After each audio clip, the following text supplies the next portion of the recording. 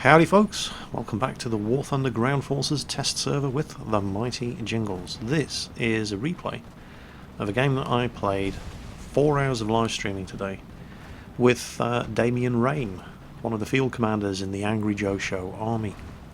A lot of people thought that I was actually going to be playing with Angry Joe himself. I did make that clear on the Facebook announcement. Angry Joe doesn't play War Thunder, it's not really his kind of game. But there's a lot of people in the Angry Joe Show army who do. And I was joined by Damien Rain, Field Commander, and the head of War Thunder ground and air operations. There he goes, in his Panther. I'm in the very, very sexy Panzerkampfwagen Six Tiger. As should be immediately obvious to anybody who watches any of my videos, you're all going to know what this tank is. We'd spent most of the morning playing realistic and simulator battles, and it was just embarrassing. I mean, Damien's good. He's very, very good. He was getting 5-6 kill streaks in realistic battles, and I think the best I managed to do was to kill a bot. It was quite funny. Not for me, but relatively funny for the people watching. There he goes, putting some effective fire out, and there's a KV-2 down there. He's just set him on fire, and I poke and get a shot at his turret. I'm putting an 88mm round in, setting him on fire. Damien pops out again. Look at that ammo cook off. There he goes. This is an arcade battle. Yeah, now the difference between arcade, simulator and realistic in War Thunder is not as great as you may have been led to believe. Whoa, shit! KV-2 wasn't alone. Tiger. Okay, he's just fired. He took out Damien in one hit. Now, I didn't realise it at the time. My first shot crippled that Tiger, which was kind of lucky because my tank spun as I applied the brakes as I came down the hill. I've knocked out his gun. He cannot fire. And it was around about now that I realised, oh, okay. Planted one right through his machine gun port. That's happened to me a couple of times, and it's intensely frustrating when you're right in front of a target and your gun is loaded and it just will not fire. And it takes a long time in War Thunder Ground Forces to repair a damaged tank. I've heard that the crew skills aren't working yet. I don't know if that's true, but at the moment, for example, you get your tracks blown off, it takes around 25 seconds to get them back up. Yeah, and you can imagine how long that feels when you're under fire. Now I'm advancing cautiously here because I'm waiting for Damien to respawn and come and join me. And we're going to stick together as much as practical and trying to get some kills. Hello, I heard a shot. Don't see anything. Aha, right, yes, now up here. I don't know if you can see it. There, I just hit. There's just the top of the turret of a Panther sticking out there. He's putting some fire in on the flag up there. And the fact that I actually managed to hit him in the first place was nothing short of a miracle. But he didn't seem to be interested. Oh, Damien's caught up. Easy on the brakes there, Tiger. Oh wait, I'm in the Tiger. Oh, you know what I mean. And well, I'm kind of anxious about my flank here because the enemy spawn is right up there. More on that in a moment. Get killed in a very embarrassing way later on. But yeah, we can't really hit that Panther. And so we decide to push on into the enemy spawn. See what we can see.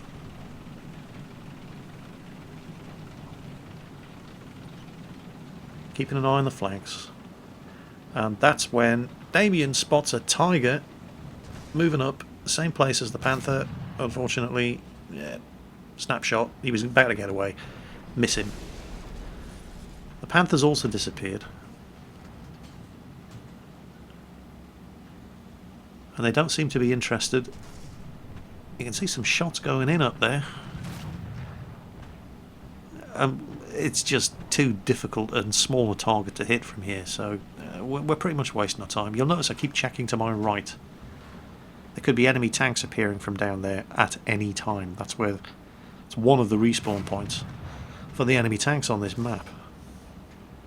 And we're not really having any luck shooting at that Panther up there, so right, onwards and upwards. Come on, we came down here to get into the enemy base. Let's do it.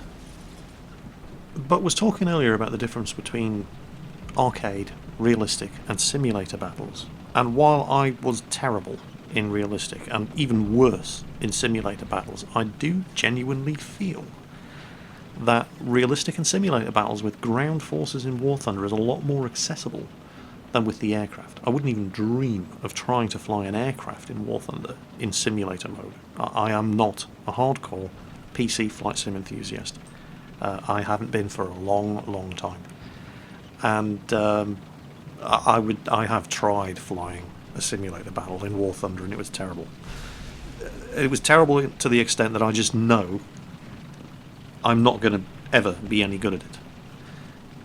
I've had one go at a simulator battle in War Thunder Ground Forces, and it was a disaster, but it wasn't so bad that I knew I was never going to be any good at it. There are substantial differences. In arcade, you get a shell drop indicator so that you know exactly how much to elevate your barrel in order for your shot to hit the target at the range at which you're firing. You don't get that in realistic. That's the main difference in realistic. In realistic, you have to estimate the range to your target yourself and use your scope in order to hit the target. After you've done that enough, you get good enough at estimating the range that you don't really need to use the sniper view anymore, you know, the gun sight view. That takes a lot of practice that I haven't had, and I'm terrible at estimating ranges, so my realistic battle experience was pretty bad, but I could tell that it is accessible. Now, in simulator mode, you're restricted to the tank commander view or the sniper view. There's none of this third-person view like you're seeing here. We are, by the way, right now in the enemy spawn. Just bear that in mind when you see what happens next. That's pretty embarrassing. One of the other things that you don't get in simulator mode, which you do get in realistic and arcade, is that when an enemy tank is spotted, once you target him, and I am getting shot in the back here, and because this is a replay, I can pull the camera around and show you what I was not aware was happening at the time. Oh, Jingles, you are so bad. This guy had literally spawned right behind us, set me on fire, took me out, turned around, and just basically did exactly the same thing to Damien. Oh. So, yeah. That's the danger when you drive your tanks into the enemy spawn. You must never forget that you are in the enemy spawn, and enemy tanks are going to spawn there, so you've got to keep your eyes on the swivel. So anyway, but it's arcade, and you get respawns in arcade, so off we go again. So yes, we're talking about the differences in simulator and realistic, and I will be showing you some realistic battles, and hopefully also showing you some simulator battles so you can see the differences for yourself. Basically, simulator looks a kind of like that, the zoomed in view right from the top of the tank.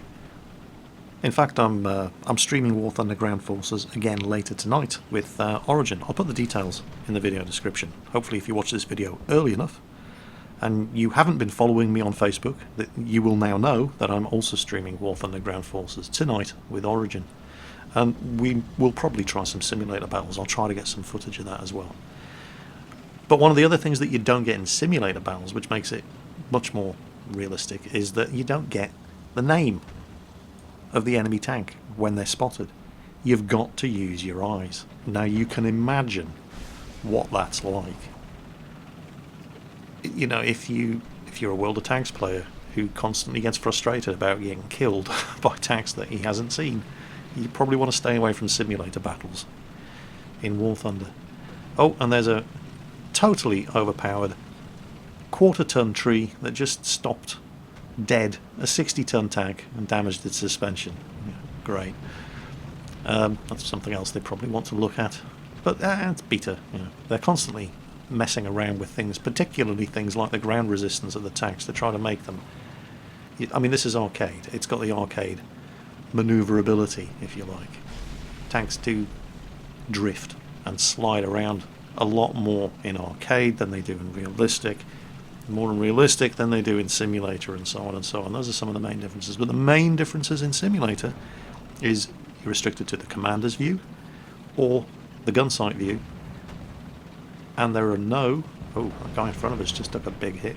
Damien's taking fire. Okay, I need to get forward, and there's 2 Panthers around this corner. I put a shot into one of them. Damien's just had his tracks blown off. There's one of them. Yeah, to see that. Shit. They've called in artillery on us. I put another shot into that Panther. Damien's had his tracks blown right off.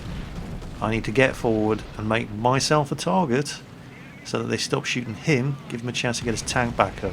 2 Panthers, risky as all hell. Put a good shot into one. Stop, back up, check Damien's alright. I'm blocking their fire, that's good. I'm in the right spot. Blow one of them away. Advance. Yeah, you're not feeling so brave now, are you? Right into his lower glacis. Good stuff. And again, set him on fire. He's cooking away merrily. That's another kill for me. And then suddenly a wild tiger appears and... oh well, not a kill for me. Never mind. Right, now I've got to wait for Damien to repair his tank, so I'm going to sit here and cover him.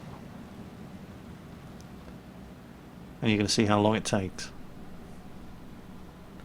Actually, you know, thinking about it, the fact that a friendly tiger just did a drive-by there probably means that we don't really have to worry about anything from this side, and I should probably have been covering the right flank. But that's the way that we decide we're going to go this time around. Damien's got his tracks back up. Apologies for the jerkiness in certain sections of this video, but well, beta. It was a little laggy on the test server. And then we spot another Panther. So Damien distracts him. I put the pedal to the metal, get around for a flank shot, 88 out, pop his turret like a champagne cork. Unfortunately, Damien's damaged again, so we're going to hold up here and wait for him to complete his repairs. He's been immobilised, and I'm going to cover the south, because this is where the enemy tanks are going to spawn from. He's checking the other side, and it's around about now that yet another wild Panther appears. There's my gun turning. There he is. Yeah, 60 tons of Tiger waiting for you. You like that, don't you, bitch? Did you see the ammo cook-off there? Oh, that was epic. Unfortunately, I now have had my own tracks blown off, so we're going to be here for a while. But now Damien moves up to cover me. It's so much more satisfying when you're playing with somebody else, which is probably true of most multiplayer games. But again, going back to the differences, or in this case, the lack of differences between arcade and realistic battle. This was the very, very first arcade battle in War Thunder Ground Forces that Damien had ever played. He jumped straight into realistic, and that's why he's so good at realistic. But given that this was his very first arcade battle, he was absolutely astonished at how close to the realistic battles the arcade games are. He was expecting something much more akin to the kind of random battle pub stomping you get, the kind of melees that you get in World of Tanks. And, you know, that's great. That's its own kind of fun. And this is something that I've been banging on about over and over and over again in all my War Thunder Ground Forces videos. The level of realism that you get in War Thunder Ground Forces, even in arcade mode, is amazing. And one of the big fears that I had about War Thunder Ground Forces, because it is so much more realistic even in arcade mode, was that people were going to camp their asses off. But you can see, it's just not happening. I was really, really worried that you weren't going to be able to enjoy the same kind of fast-paced action that you get, or that you can get, when you're playing World of Tanks, but you absolutely definitely do. You move up to realistic battles, and it is slightly slower paced, but you still can get fast-paced battles. The main differences in realistic being you don't get that shot indicator that you do in arcade. You have to manually estimate the range of the target and adjust your fire yourself. You move up to simulator, and again it's mostly the same, except you have a fixed point of view from the tank. You don't have the third-person view like this, and targets don't get lit up for you. You don't get the name of the tank lit up above it. You know, you have to actually use the old Mark 1 eyeball. Other than that, the 3 different modes are actually very, very, very similar. And that makes all 3 modes surprisingly accessible. And of course, it works both ways. This was Damien's first arcade battle, and he was surprised at how realistic it was compared to what he was expecting. So I will be definitely... Oh, hello, another target. Oh, and he's got the 57mm gun. Alright. Get that armour turned around. Yes. Yeah. Come on. Come on. Yeah, that's right. Suck it. I'm going to teabag him. Teabagging with tanks. Shoot him again. Come on. Come on. Yeah, my balls, your face. I admit, I was getting a little carried away here. But I was having fun. And there he goes, ammo cook-off. I love that. Oh, it's been a fantastic, fantastic experience playing on the War Thunder Ground Forces test server. It's been so much fun. So, anyway, that was a highlight from just one of the games that I played with Damien Rain, Field Commander in the Angry Joe Show Army on Twitch TV this morning. I'll be playing War Thunder Ground Forces again later tonight with Origin at the more US-friendly time of, I think it's 1 AM in the morning for me on Sunday morning. I'll check the times and put the correct details in the video description. So if anybody wants to tune in for that, that will be on Origin's Twitch channel, and we're probably going to be trying some realistic and simulator battles as well as the usual arcade stuff. Hope to see you for that. It's been fun. As always, take care on that battlefield, and I'll catch you next time.